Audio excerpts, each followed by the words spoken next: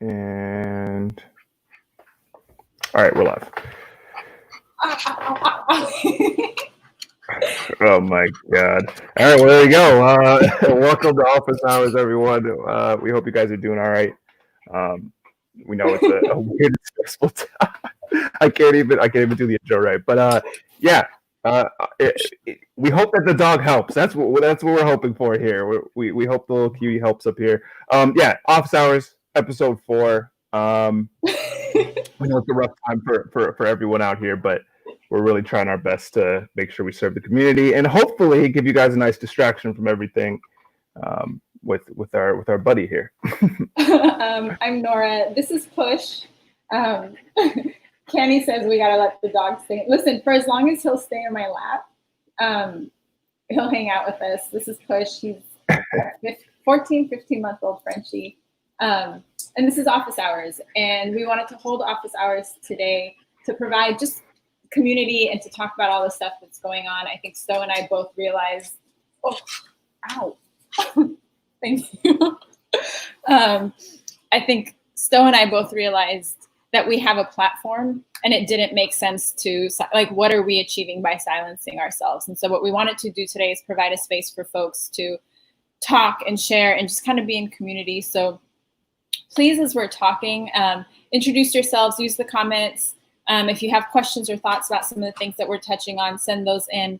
What we're talking about today is really just what's the role of media in times of crisis? What does activism really look like, and are blackouts effective? And then how do we take care of ourselves and each other in the midst of it? So yeah, Sto, how have you been this week? I'm doing all right. I'm honestly just taking things day at a time. I can't front. I'm so tired and exhausted, but I'm just kind of pushing through. What about you? Yeah, same. It's been a lot of just like making sure people are okay, thinking about how I can show up and what my role is. And then I think, to be honest, I'm a little triggered by some of the scenes, and I'm like, oh, I remember this from like the last time we were protesting, and I remember what it felt like to be out there, and so some of that stuff. And I think so there's some of that triggering that comes up too, of like what we did before and what we did the time before that, and really wondering if like what will it take for things to actually change. Right. So kind of the question I wanted us to start with today, because it is Blackout Tuesday, or it is the show must get paused. I forget what the hashtag. It's just like a lot of hashtags today. Right. And there's this conversation around blackouts and media blackouts, and what is the role of media at this time, and particularly for us, like coming from the music industry, and are blackouts in particular effective, or do they have a place as activism? Yeah, I mean, I'm not going to pretend I'm a pro on this, and honestly, with how things started one way, it seemed, where the music industry genuinely kind of was trying to do a blackout, it seems, but it sounds like the idea was taken by all these other companies, and now it's kind of turned into this kind of PR stunt. Like even gaming companies are doing it, and it's just like it does rub me the wrong way a little bit. But getting back to the question, I do believe the role of media mostly comes from properly informing the audience of actual facts, not biased reporting. But obviously, we see that all the time. And then, honestly, right now, and especially with us, like I consider myself part of media or whatever as well. I think it's our duty to support our community and steer the conversation in the right direction, I guess. Mm-hmm. I honestly think those are like the two most important duties. Yeah, I mean, I think the media, like journalist media, has a responsibility to disseminate information and to do it accurately. As Imp says, the Uncanny Imp says, the role of media should ideally be to spread information, but I don't trust mass media to be truthful. They push narratives of corporations and politicians far too often. And so I think at its best, media can provide information and share that.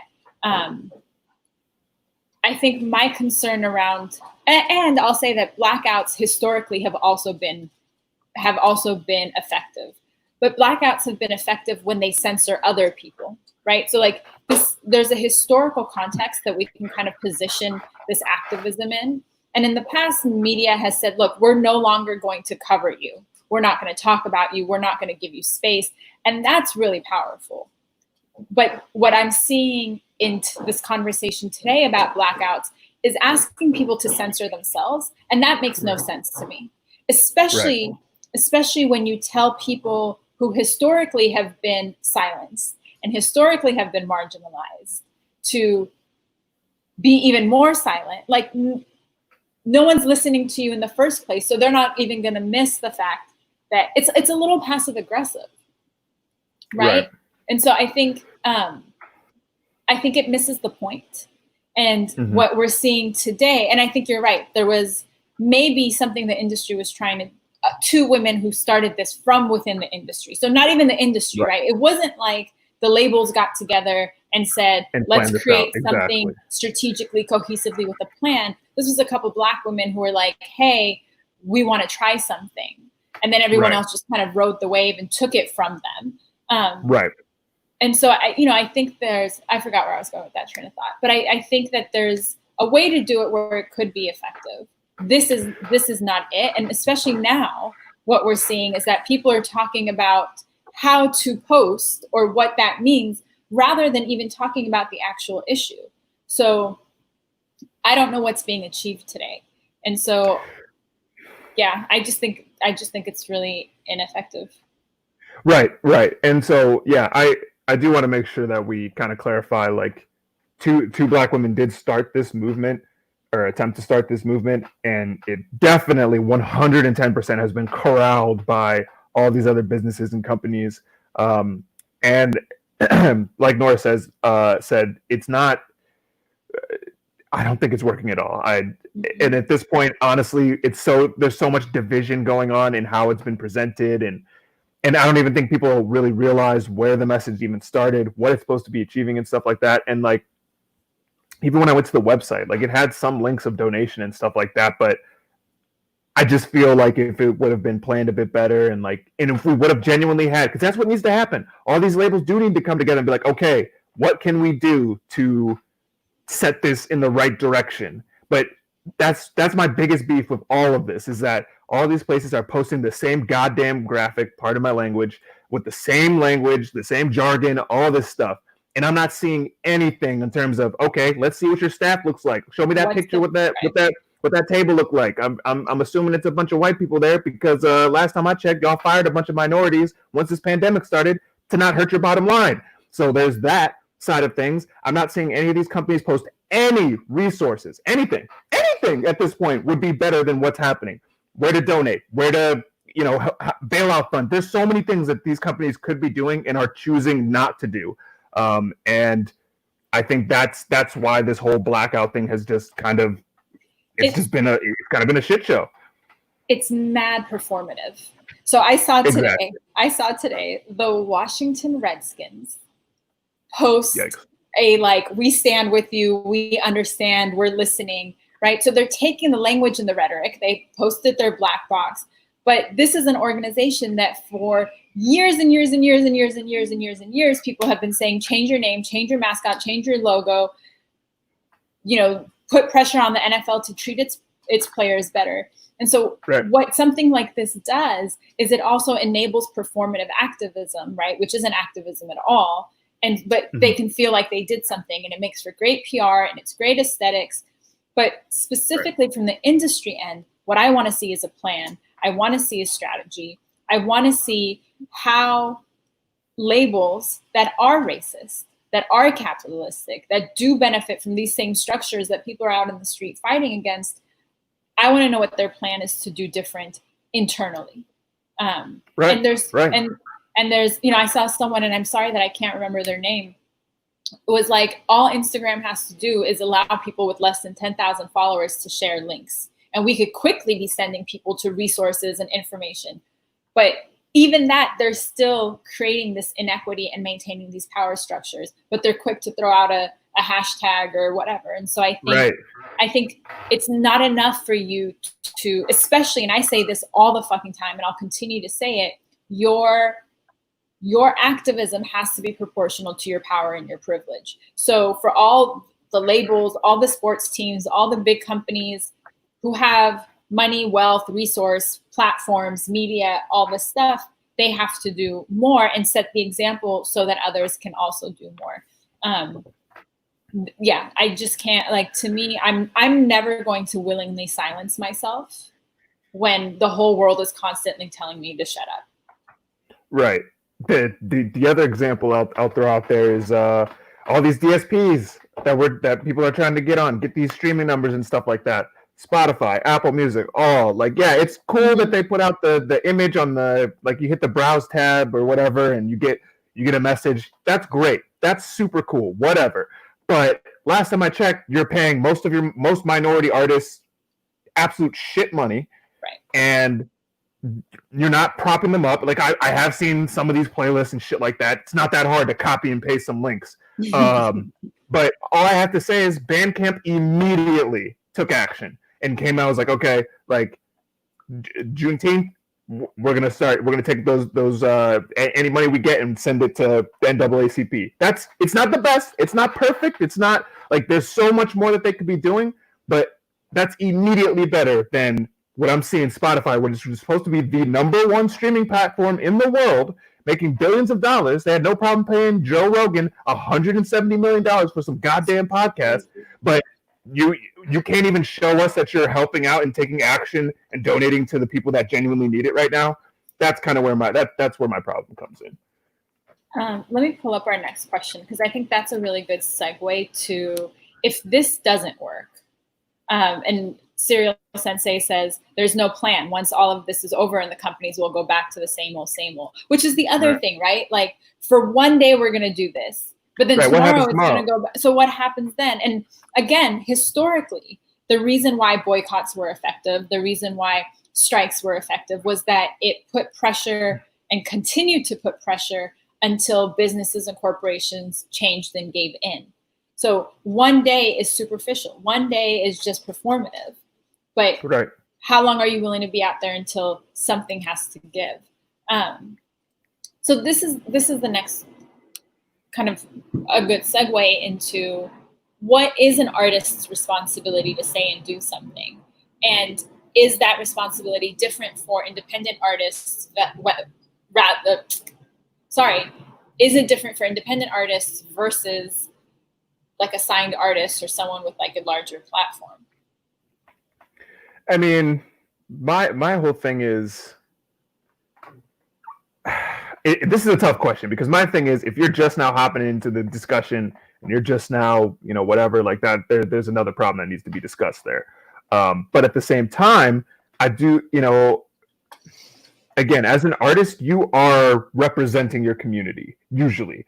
And I'm only saying this because in a lot of cases, you're performing at the local venues, you're trying to get a local fan base, and you're hoping that you're getting support from your locals. And in a lot of cases, some of you guys are mentioning where you come from in your music. So I feel like when those are the things that are lined up, yes, you have a responsibility to step up and say something. Now, my thing is this, is like, I mean, I don't know how to say don't be performative or whatever. That's a completely different conversation. But I do believe, like, I've already seen some content creators push or start that discussion, I guess, whether black or white or whatever, encouraging people, or I'm sorry, letting your audience know and understand that this behavior won't be tolerated and stuff like that. That's kind of where I guess I come from, is that, yeah, I'm sure you guys, most of your audience and stuff like that aren't scumbags, but there are people that still hold these crazy radical beliefs that make no sense. And so you have to step up as an artist and be like, hey, this is unacceptable. I won't tolerate it. And even if you're a fan of mine, I don't want you in my space, on my timeline, whatever, because this is where I stand. That's I guess where I end with, is that you have to take a stand. Now is the time to take a stand. There's no gray area. There's no, oh, well, they're doing this, so like, if you're on one side, you're on that side. If you're on the cop side or whatever, you're on that side, and that's fair, do your thing or whatever. But if you're supposed to be a pillar in your community and you believe that you genuinely believe that Black Lives Matter and that minorities matter and stuff like that, you need to show that and you need to guide the discussion in that direction and understand that certain behaviors won't be tolerated. Yeah, I mean, I want to say really clearly, there's no such thing as neutrality in this situation. To Right. be neutral is to be complicit with the systems of power, the police, the government, the brutality, all of that. And so if you're not actively saying something, doing something, using your platform, then you're supporting it. Like, there's no gray area, there's no neutrality. Neutrality is a privilege. And so I think that part is to me, like, unquestionable. As an artist, your power comes from your fans. And if you're in hip hop that comes from Black culture, that is a celebration of Black culture, you especially have to say something, because that's the history that you're standing on. That's the roots that you're standing on. Otherwise, you're a cultural appropriator and we don't want you anyway. So I think there's some foundational responsibility that's going on. And so, yeah, if your fans are impacted something, your power as an artist comes from your fans. So I hope you care enough about your audience that you care about the things that they're dealing with on a daily basis. And so I 100% think artists have a responsibility to say and do something, and to do it proportionally to whatever you have access to, use that. If you have money, make a donation. Hopefully you're going to donate to small local organizations and not to like a BLM or an NAACP or some of the ones that have a shit ton of money and who knows what they're doing with it. But if you have money, donate money. If you have time, donate time. If you have, if you're organizational, like create little care packages, like whatever it is you can do, there's a million ways to get involved, but to do it. But it has to be proportional to the platform that you have. You can't be Virgil, head of like, what is it, Louis Vuitton. So multi-million, you've got a shit ton of money and you're giving away $50. Like, I don't buy that shit. Yeah, like, I didn't even realize he did that. Oh my God. Oh my gosh. Yeah. Like, you have to do more with your platform. And what that means is you have to be willing to take the risk. And I think I see a lot of artists who try to play it safe, who don't want to rock the boat, who, and I understand it. Look, I'm judging it. I'm judging it, but I understand it. But at some point you have to decide that the greater good and this moment that we're in means more than potentially protecting your own like pockets. And that's when things will change, is when enough of us say, I'm willing to risk what I have to, and that's what people out on the streets are doing. That's what protesters are doing, is saying, I'm willing to risk me for the greater good. And so I've seen, like some of the people I've seen who are really having these conversations, like JPEG Mafia is like really having these like very unfiltered conversations. I've seen Satire talking about some of these things. So really like take that platform and use it and guide your audience to what they can do to educate them. Yeah, I mean, I think they have a responsibility. I want to see more from like the big names, the big artists, but that's never gonna happen because some of them benefit from this system. Exactly. Yeah. Are there artists though that you've seen who are like doing well with the speaking up or the activism or the education? To be honest, I've kind of distanced myself from social media a decent amount the last few days. However, a lot of my people in Cincinnati are doing incredible work. Devin Burgess, I know he's been out here just like informing people and just letting people know what's going on. When curfews are going all over the place. Sometimes they're saying 8 o'clock, 5 o'clock, 7 o'clock. Doesn't matter if you're right. So, no one knows what's really going on. So I, props to him for actually putting out the message. And that, honestly, that's the best example I got right now, because I've seen him really just be out there and be communicating with the community and just putting it all on the line. Serial Sensei says, I'm judging. A lot of these artists talk big on records, but they're looking real shaky. Yeah, real shaky. It's really like I need I'm waiting. I need Drake to say something and say anything at this point, because I mean it's I'm not even a fan of his like that, but it's so crazy to me watching all these cats, honestly, just Drake is never gonna say anything. Jay-Z. Right. I mean, some of those people yeah, you're just not gonna. I mean, I can't think of a time where Drake has ever said anything about anything. because what's his appeal? His appeal is very mainstream America, and he's going to do what he can to protect it, right? Which is like, this is exactly where capitalism and racism intersect, right? Where people choose the benefit of money enables racism to continue. Like, if folks can't see how those two things are so deeply tied together, I want to show. We are doomed. Imp the Uncanny says, I've seen a lot of artists in my local scene using the protests as photo ops, and it's really disgusting. Plus including uncensored photos and tagged images of protesters too, which worries me because of doxing. Which is the other thing, is like, look, get out there, share, disseminate information, bear witness, document it.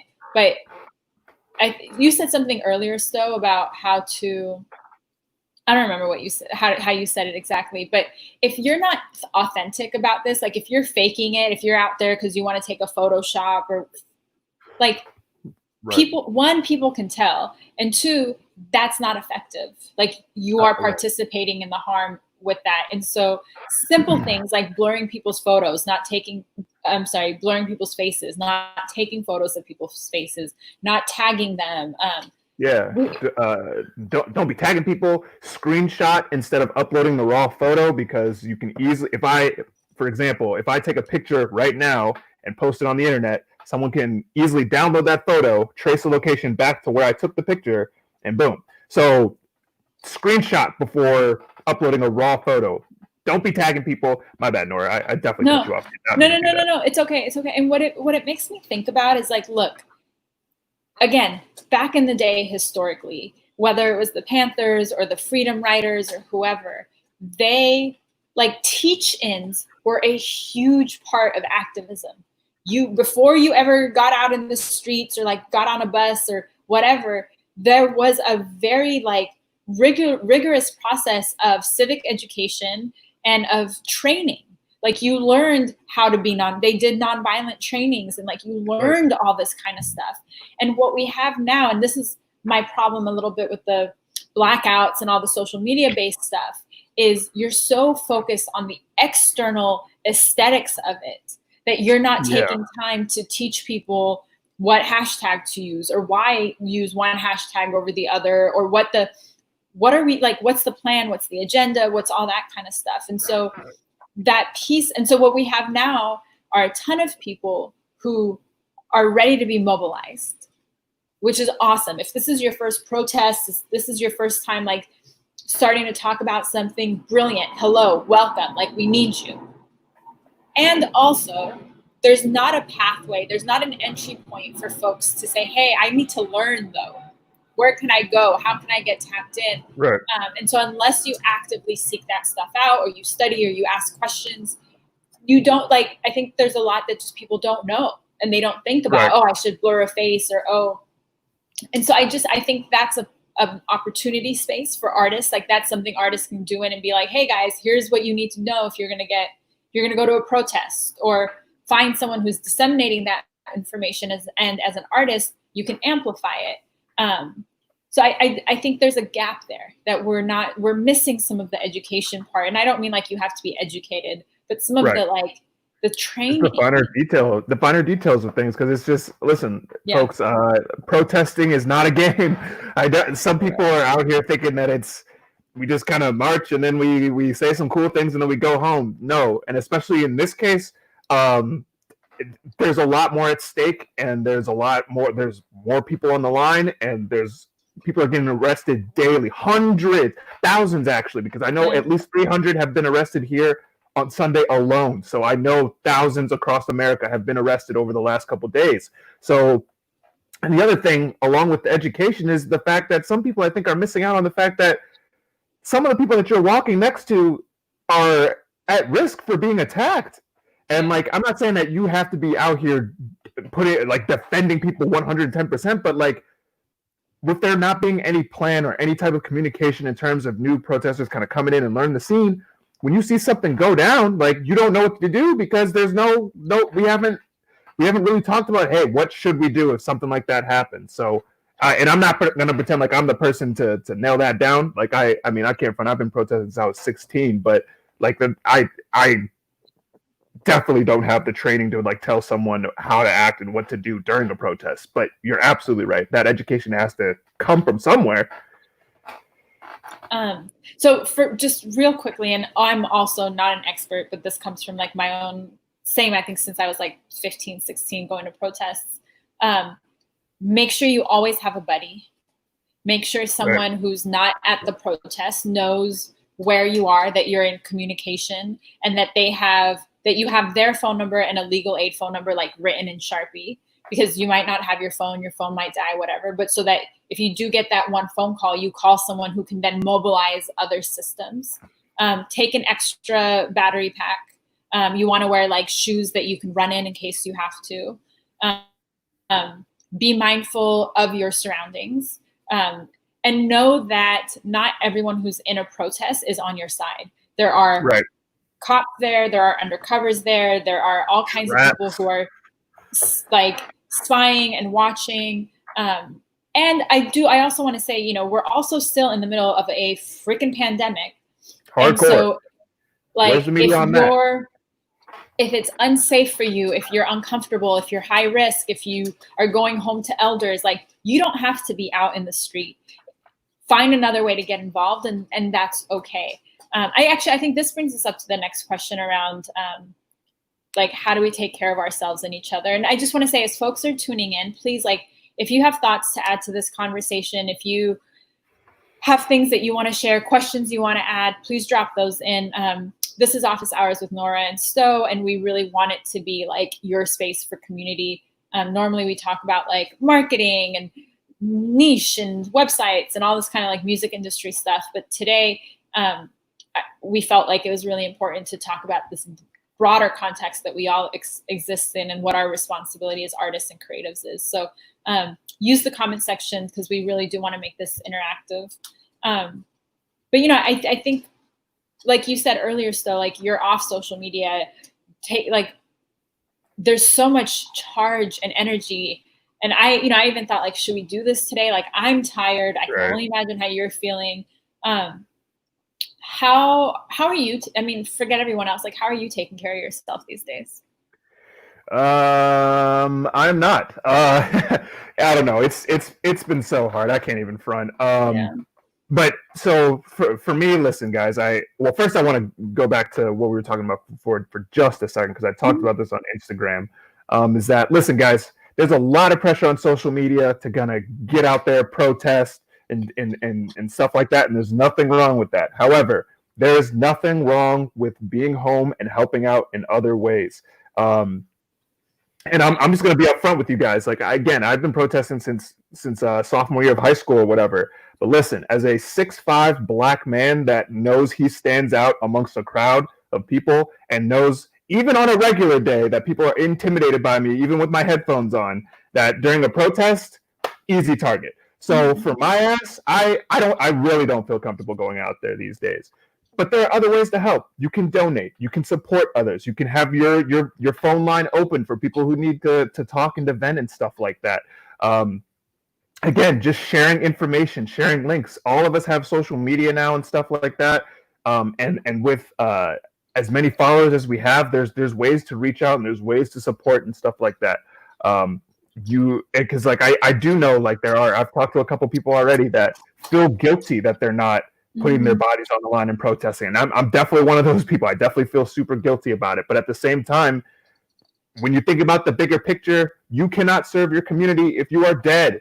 So, you know, I always like to keep that in perspective. And again, don't pressure or punish yourself for not being out there. You're all doing what you can. If you can do what you can, that's big time.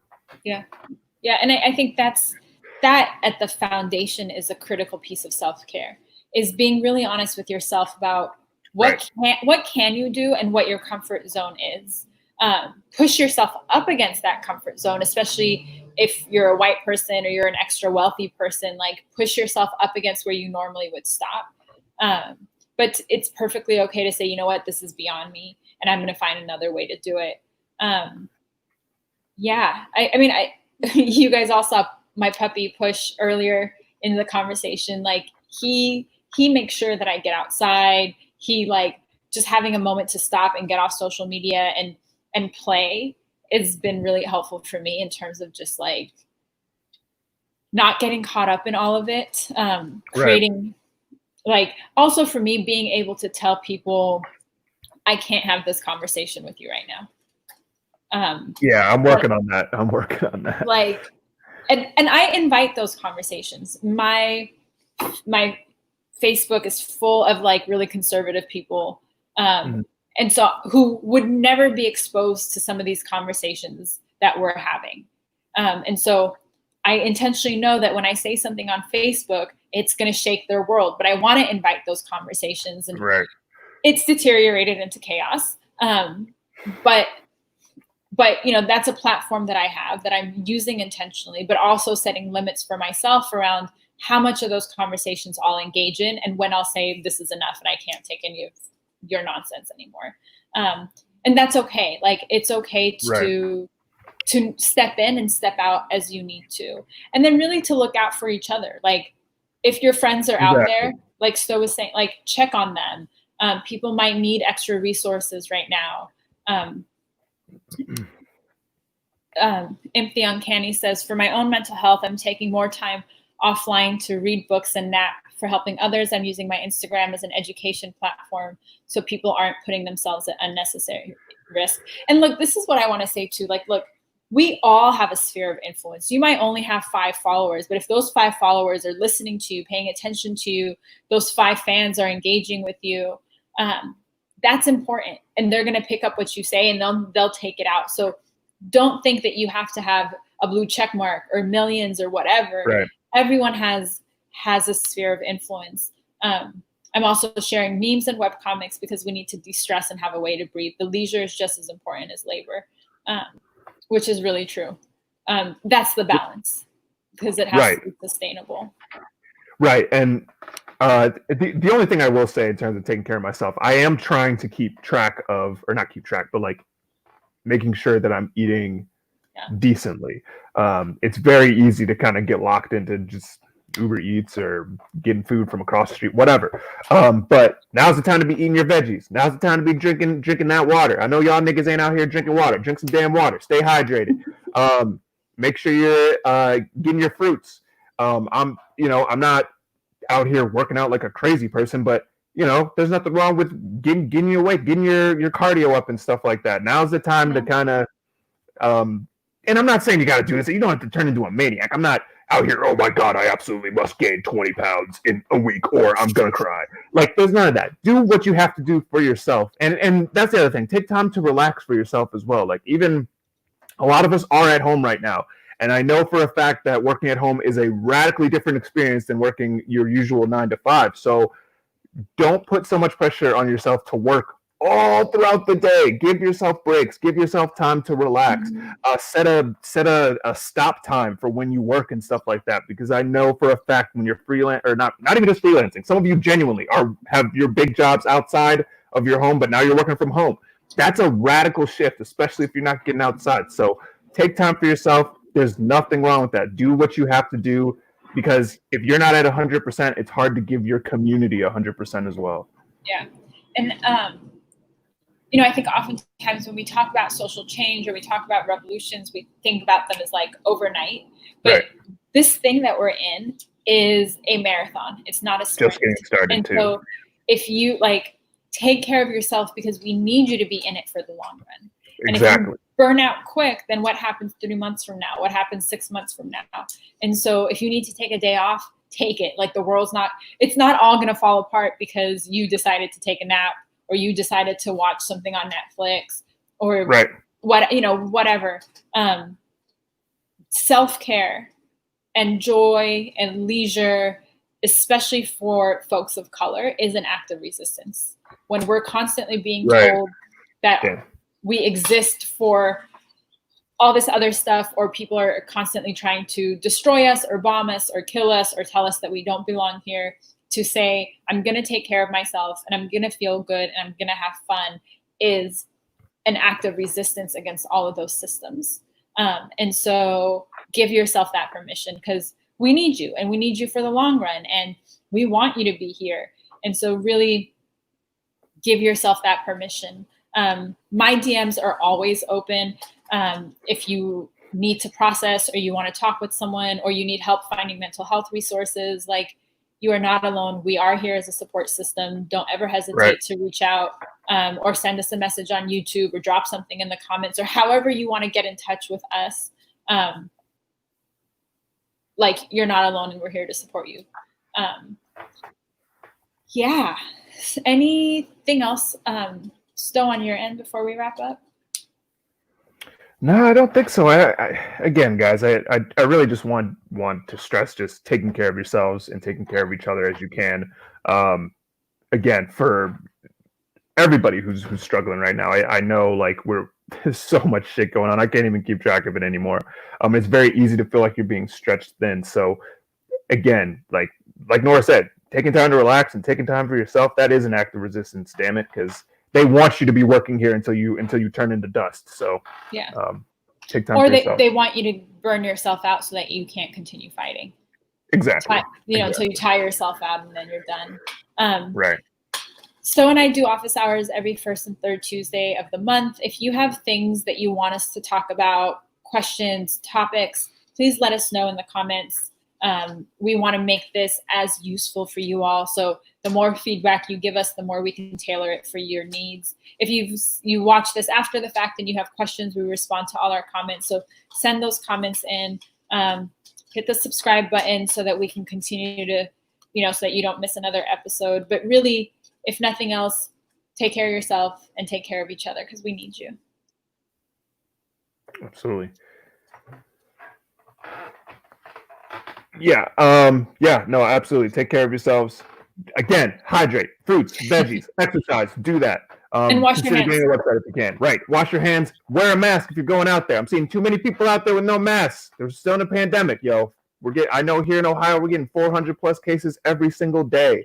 So wear your masks. All right, y'all. Yeah. Thank you for hanging out with us on office hours. Thank you for being part of this conversation with us, and we'll see you in a couple weeks. All right. Peace, guys. Bye.